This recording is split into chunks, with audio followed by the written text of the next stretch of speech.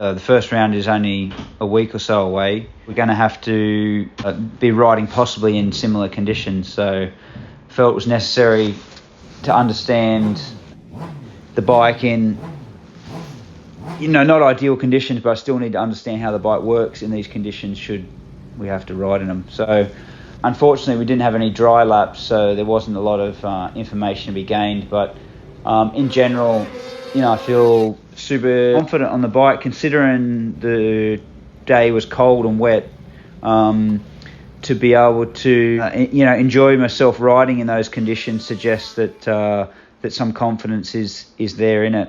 Even we're able to make a couple of changes. So initially I rode on the bike just on dry settings, as in springs and damping in the suspension, and just open up the clickers a bit to soften things off. However, in the end, we end up going to like a more, what you'd call a full wet setting, so softer springs and damping, and the bike reacted in a positive way. I felt like I had more confidence to ride in the wet and slippery conditions, and then we also made adjustments to engine brake control, because obviously you can't enter the corners with as much grip and speed in the wet as you can in the dry. So it was pleasing that the bike was consistent, and even with the back sort of like drifting a little bit into the turns, it was consistent and giving positive feedback. So I'm speaking quite a lot about what is quite a small insight as to what what a dry day would offer, but it's still positive all the same.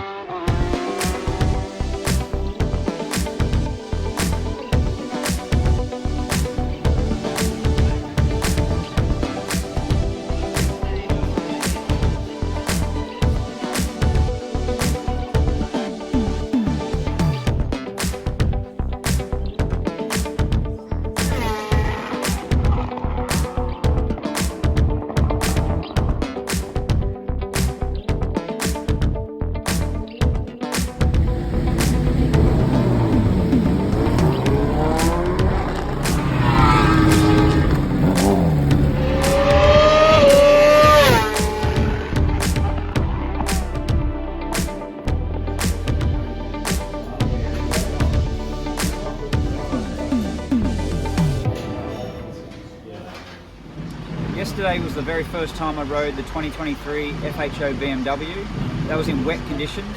So today, finally, we got some dry weather, and I got my first laps on slick tyres on the bike, and I was really pleased. I was able to push straight away, building confidence the more laps that I do. It's extremely cold here, even though it's dry, so to have the ability to corner and brake and change direction as good as it is positive for what's to come. So we'll be at Silverstone the day after tomorrow, so look forward to what we can do there.